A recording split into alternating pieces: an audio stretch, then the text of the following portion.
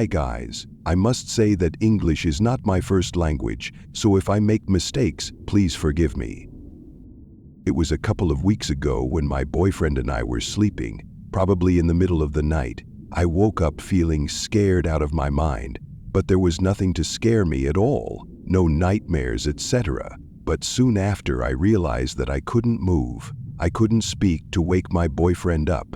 I was only able to open my eyes to the dark room.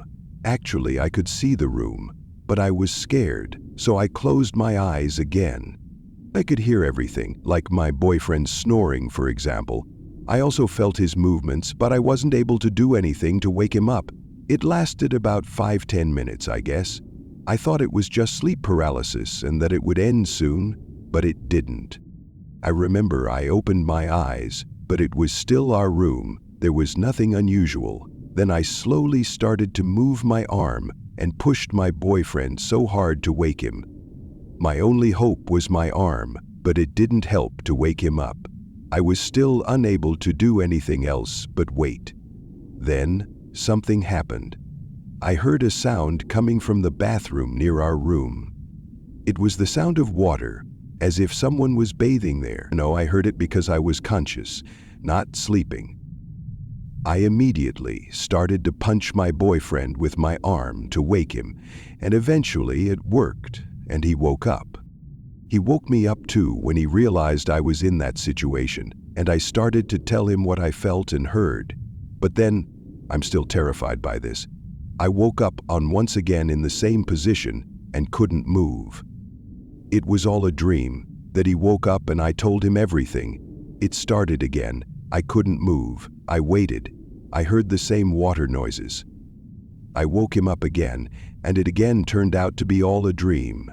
I don't know how many times it happened, over and over again, but I lost my hope. It ended, I don't know how, but I could move my arm a little better and then my whole body too. I was just crying when it finished, and I woke up. I must tell you that I know sleep paralysis can make you feel like you are awake while you are actually sleeping, but I know I wasn't sleeping. And I must also say that I didn't feel anything bad in the house before, except in the bathroom. I once heard a weird woman-like crying sound when I was in the bathroom.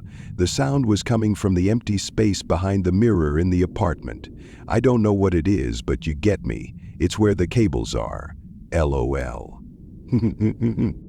I carefully listened to the crying, and it finished just when my boyfriend came to check on me because I had been in the bathroom for too long. And I always hear very close noises while I'm taking a shower. But as soon as I shut the water off, I can't hear anything.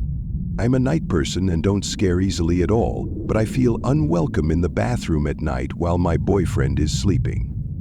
I know I made lots of grammar mistakes, but as I said before, I am not a native speaker. Sorry for that. Thanks in advance if you read this. Wish you the best.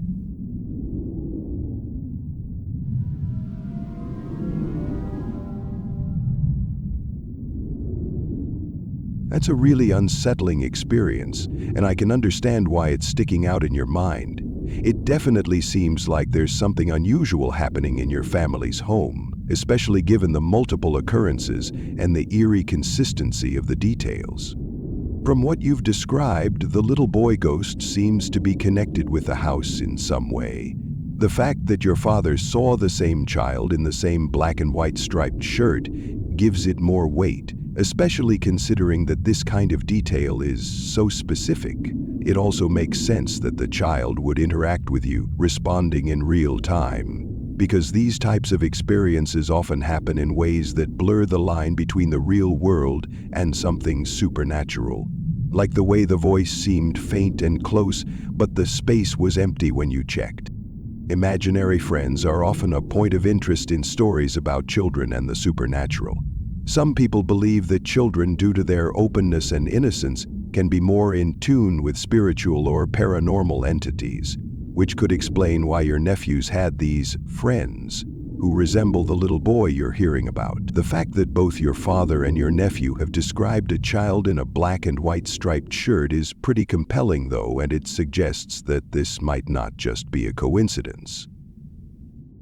The phenomenon your father described, calling it twilight, where he sees things between sleep and wakefulness, is often connected with a state of consciousness that can allow for a heightened perception of the paranormal. It's not uncommon for people to experience things in this liminal state, like shadows, figures, or voices that don't seem to fit into the reality around them. Overall, I wouldn't dismiss your experiences just yet. If you feel like something's going on, there's probably a reason for that.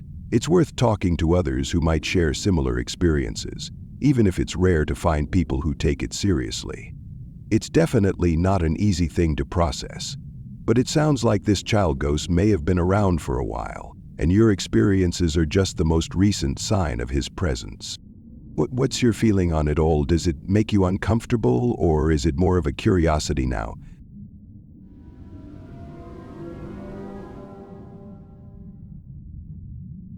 I was working as a speech therapist doing home health in Florida. One of my patients was Harold. He had suffered a stroke, and my job was to help him regain his speech. A sweet man in his 70s. His wife was Gertrude, an equally sweet older woman with a German accent. She treated me like a guest each time I visited their home, even made me cookies and tea. Carrying on a conversation with her was tough because she was hearing impaired. One day I stopped by for my regular visit, knocked on their apartment door but got no answer. I knocked louder and heard Gertrude say, "Harold, somebody is at the door." When the door didn't open, I knocked louder and said, "It's Ashley, I'm here for Harold's speech therapy." Again, I heard Gertrude tell Harold to get the door, but nobody answered. I decided to go back to my car and call their apartment from my bag phone. If you're old, you'll remember the huge purse-like phones that came before cell phones. Since there was no answer, I left a message saying I was in the parking lot, nobody was opening the door, I'd wait a few minutes, but then leave and try to reschedule the visit for later in the week.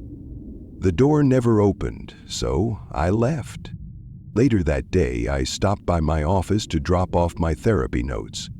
My secretary said I had a phone message from Harold's son. He was apologizing for the missed appointment, but that Gertrude had passed away the previous night, and Harold was with family making arrangements. The message hit me like a ton of bricks.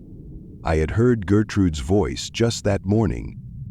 I tried very hard to rationalize the situation. Maybe I was hearing a TV, but no, it was Gertrude. She used Harold's name in her German accent. Maybe I was imagining things, but no, this was the middle of a bright, sunshiny Florida day, not some midnight stroll through a graveyard. My imagination hadn't even been thinking of the paranormal. I heard a ghost, she heard me. I will never, ever forget this experience. Nothing like it has happened before or since.